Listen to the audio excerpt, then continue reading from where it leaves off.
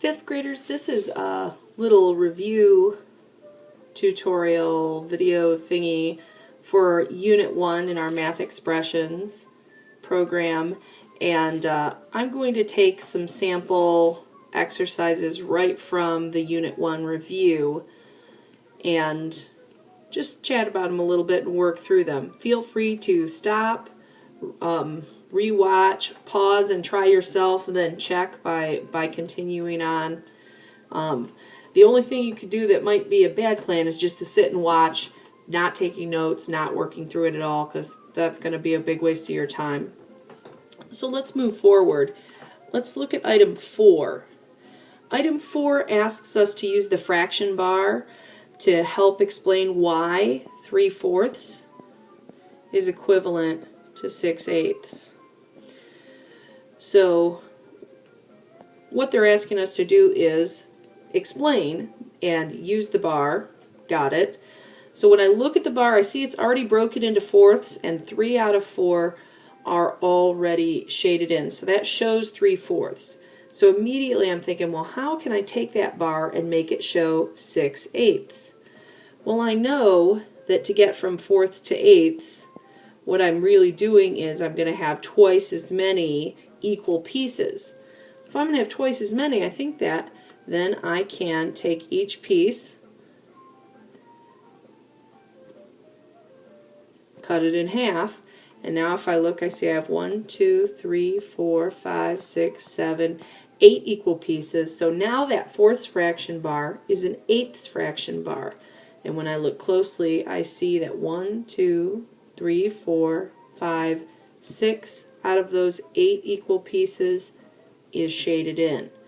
So that's how we can use the fraction bar to help explain.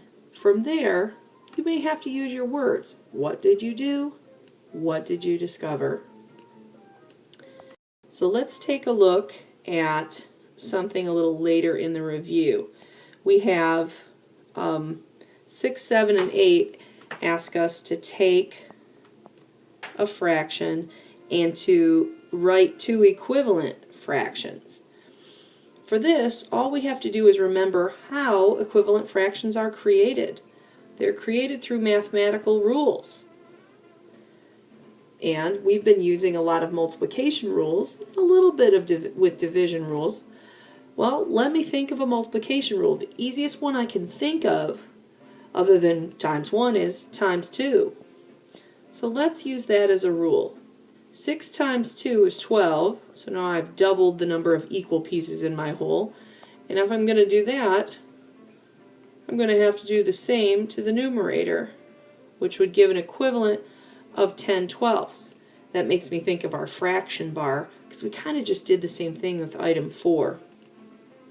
Now it asks for 2 equivalent fractions, so I'm going to go back to that original fraction and I'm going to make another multiplication rule. I could keep using 10/12, but you know, I'm going to be a little bit lazy and use the simplest form fraction I have for the easiest multiplication. I'm going to use times 3 as my rule this time. Could have used times 4, could have used times 100. Doesn't really matter.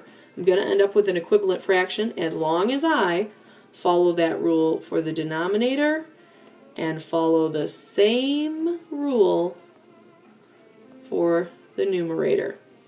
5/6 is equivalent to 10/12 is equivalent to 15/18. We could keep going on and on. We just have to do 2, though, to satisfy the requirements of the review.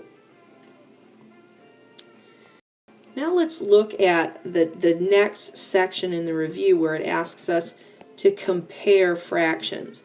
Item 10 asks us to compare the fraction 5/9 with the fraction 7/12.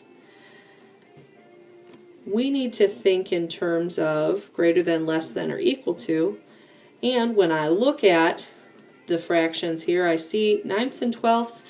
I'm counting in different increments. I'm going to want to find an equivalent fraction. And to do that, I'm going to need a common denominator for each of them. Then it'll be easy peasy. For common denominators, I think in terms of multiples.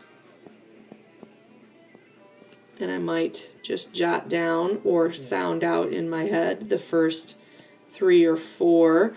And oh, right away I notice, hey, 36 is a multiple of 12 and it's a multiple of 9. 36 is going to be the multiple for me. From here, I just have to think of the math rule that's going to take me from 9ths to 36th.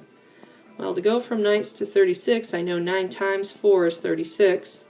So I'm going to have 4 times as many equal parts. Fine. That means I need to follow the same rule for the numerator. 5 times 4, 5/9 equals 20 over 36. Over here with 7/12, I know to get from 12 to 36, I'm going to multiply by 3. And if that's how I get the denominator's equivalent, I'm going to do the same for the numerator. 7 times 3 is 21. Wow, these fractions were pretty close. So 20 out of 36 is less than 21 out of 36, which means that 5/9 has to be less than 7/12. That's the end for now. Take a look at part 2 for the rest of the Unit 1 review.